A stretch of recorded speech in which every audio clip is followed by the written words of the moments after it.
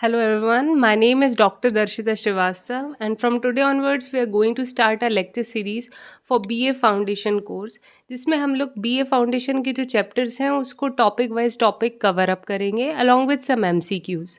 आज का हमारा टॉपिक है with the mind is without fear by Rabindranath Tagore. सबसे पहले हम ऑथर के बारे में जान लेते हैं that who was Rabindranath Tagore. Rabindranath Tagore जो थे एक बंगाली पॉलीमैथ थे। पॉलीमैथ यानी क्या होता है? पॉलीमैथ यानी ऐसा व्यक्ति जो कई फील्ड में मास्टरी हासिल कर लेता है। तो रविन्द्रनाथ टैगोर जो थे वो ना सिर्फ एक ब्रिलियंट पोएट थे but he was also an amazing songwriter, poet, novelist, playwright as well as a painter. इसके अलावा वो सोशल रिफॉर्मर भी थे और उन्होंने समाज सुधारक के रूप में कई ऐसे कार्य किए जिससे इंडिया की प्रोग्रेस में कहीं ना कहीं हेल्प मिली।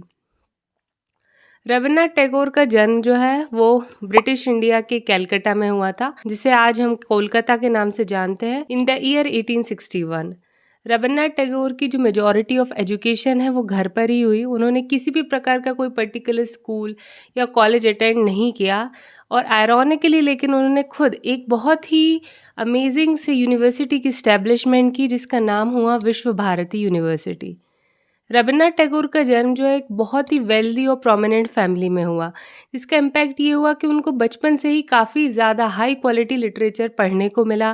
लिटरेरी इन्फ्लुएंस जो रहे बचपन से उनके ऊपर, उसने उनको हेल्प की कि वो कम उम्र में ही पोइट्री लिखने लगे। इतना ज़्यादा वो पोइट्री के प्रति इन्फ्लुएंस्ड थे, इंक्लाइंड थे कि उन्होंने 16 ईयर्स की उम्र में ही अपना फर्स्ट पोइट्री कलेक्शन पब्लिश कर लिया था।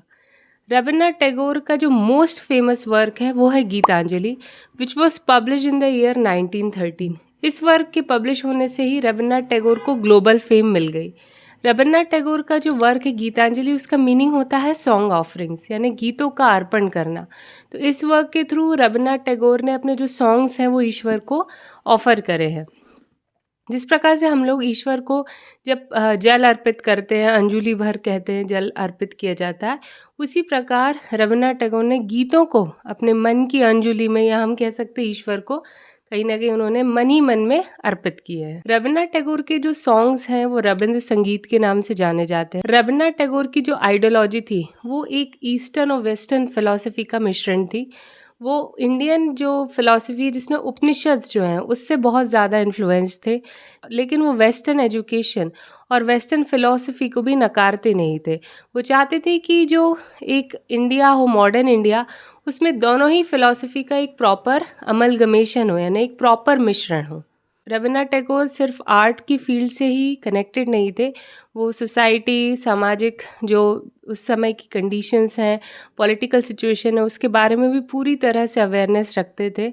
इसका इम्पैक्ट ये रहा कि जब ब्रिटिश कॉलोनियलिज्म बढ़ता जा रहा था तो उन्होंने इसका पुरजोर विरोध किया और जलियांवाला बाग मैसेकर जब हुआ 1919 में, तो उन्होंने अपना नाइटहुड जो है वो वापस कर दिया था। अब हम पोएम और एनालिसिस के प्रति बढ़ते हैं, तो where the mind is without fear का टेक्स्ट जो है वो मैं रीड आउट कर लेती हूँ। Where the mind is without fear and the head is held high, where the knowledge is free, where the world has not been broken up into fragments by narrow domestic walls, where words come out from the depths of truth, where tireless striving stretches its arms towards perfection, where the clear stream of reason has not lost its way into the dreary desert sand of dead habit, where the mind is led forward by thee into ever widening thought and action, into that heaven of freedom, my Father, let my country awake।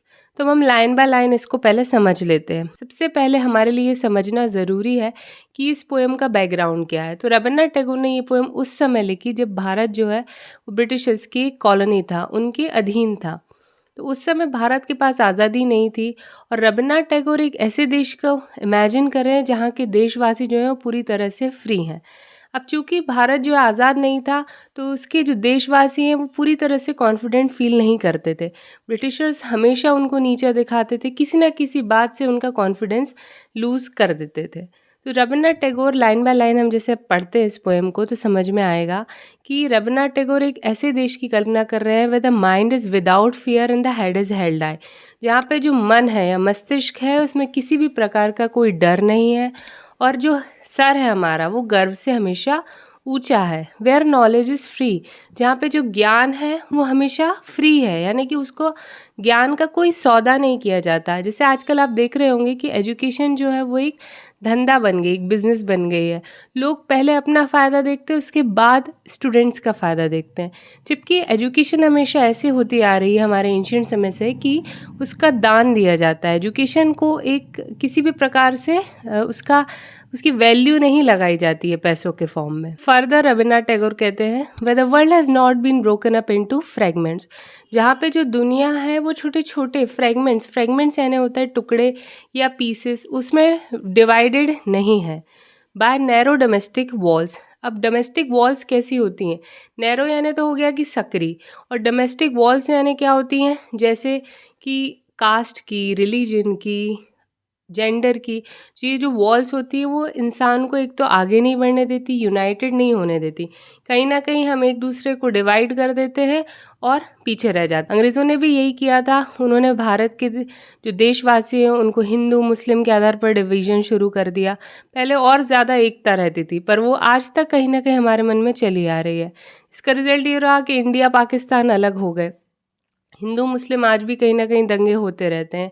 इसी के आधार पर हमारे यहाँ बहुत सारी cast है, बहुत सारे जो रिलीजन्स हैं, जैसे ये ब्राह्मण हैं या फिर अदर कास्ट है, तो हम लोग हमेशा डिफरेंशिएशन करते आते हैं, जो कि रविन्द्रनाथ टैगोर कभी नहीं चाहते थे। इससे क्या होता है कि जो भारत है उसमें एकजुटता नहीं आ पाती, और जब एकजुटता ही नहीं रहेगी तो as a country, as a nation, we won't be able to progress further. फिर रविन्द्रनाथ टैगोर कहते हैं, where words come out from the depths of truth, जहाँ पे जो शब्द हैं वो दिल की या मन की गहराइयों से निकल के आते हैं। लोग एक दूसरे से झूठ नहीं बोलते, एक दूसरे को धोखा नहीं देते।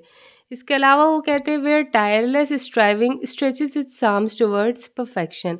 रविन्द्रनाथ टैगोर कहते हैं, जहाँ पे टायरलेस यानी अथक प्रयास, स्ट्राइविंग यानी प्रयास करना, मेहनत करना, stretches its arms towards perfection यानी कि देशवासी जब तक मेहनत करते हैं, जब तक वो परफेक्शन को हासिल ना कर ले। आजकल आप देखते होंगे कि कोई भी व्यक्ति ट्राई करता है किसी भी चीज़ को और थोड़े ही समय में उसे छोड़ देता है, पर रविन्द्रनाथ टैगोर क्या चाहते थे कि देशवासी जो है उनके वो मेहनत करते रहे, अपने गोल्स के प्रति आगे बढ़ते रहे। The clear stream of reason has not lost its way into the dreary desert sand of dead habit, जहाँ पे जो क्लियर स्ट्रीम ऑफ रीजन है यानी सही गलत की जो हमें समझ होती है वो अब कहीं ना कहीं खोई नहीं है।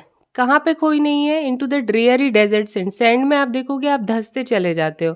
तो उसी तरह से जो डेड हैबिट्स की जो सैंड होती है या रेत होती है, जैसे कि आलस करना, अपना काम समय पे नहीं करना, ईमानदारी ना करना, झूठ बोलना, ये सब डेड हैबिट्स होती है जो हमें हमारी प्रोग्रेस से कहीं ना कहीं वंचित कर देती है। तो रविन्द्रनाथ टैगोर कहते हैं कि जो इस प्रकार की डेड हैबिट्स में लॉस्ट नहीं है, वही इस देश को आगे बढ़ा सकते हैं। Where the mind is led forward by thee into ever widening thought and action, जहाँ पे जो मन है या मस्तिष्क है वो हमेशा भगवान की कृपा से आगे बढ़ता जाए सही दिशा में, into ever widening thought and action, जहाँ पे हमारे जो विचार और कर्म है वो हमेशा विस्तृत होते जाए, वो संकुचित ना हो, वो नैरो ना हो, बल्कि विस्तृत होते जाए।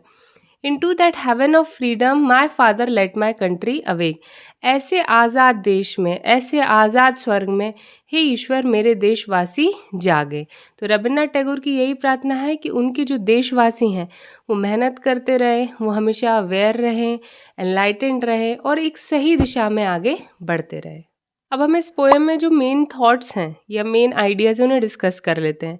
सबसे पहला आइडल विजन, जो पोएम है वो प्रेजेंट करती है एक आइडलिस्टिक विजन सोसाइटी का, जिसमें जो इंडिविजुअल्स हैं उनके मन में किसी भी प्रकार का कोई डर नहीं है और उनके जो माइंड्स हैं वो आज़ाद हैं, लिबरेटेड है। फिर प्रेयर फॉर फ्रीडम, ये जो पोएम है एक प्रेयर के रूप में लिखी गई है आज़ादी की, नो बैरियर्स। पोएट जो है वो एक ऐसे वर्ल्ड को एनविजन करते हैं जहाँ पे किसी भी प्रकार के बैरियर्स ना हो, जहाँ पे जो लोगों के मन है वो नैरो डोमेस्टिक वॉल से कन्फाइंड ना हो, जहाँ पे फ्री थॉट्स हों, एनलाइटनमेंट हो, जहाँ पे सच के प्रति लोग आगे बढ़े, उसको सच को ढूंढने की कोशिश करते रहें, सच के प्रति उनके मन में कहीं ना कहीं एक क्यूरोसिटी रहे। स्ट्राइविंग फॉर परफेक्शन, वो चाहते हैं कि जो इंडिविजुअल्स हैं वो परफेक्शन के प्रति आगे बढ़ते रहे, अपने आप को जब तक सुधारते रहे जब तक कि वो परफेक्ट ना हो जाए किसी भी फील्ड में। ये पोएम भले ही इंडियन कॉन्टेक्स्ट में लिखी गई है, पर जो पोएम का जो मैसेज है वो यूनिवर्सल है और ट्रांसेंड करता है बाउंड्रीज को। एडवोकेटिंग फ्रीडम, एनलाइटनमेंट, डिग्निटी, ये हर जगह हर देश के लिए इक्वली इम्पॉर्टेंट है कि वहाँ के देशवासी जो हैं वो फ्री रहें, डिग्निटी रहे उनमें, अपने आप पर वो गर्व महसूस कर सकें और अपने जो भी गोल्स हैं उनके प्रति मेहनत कर सकें।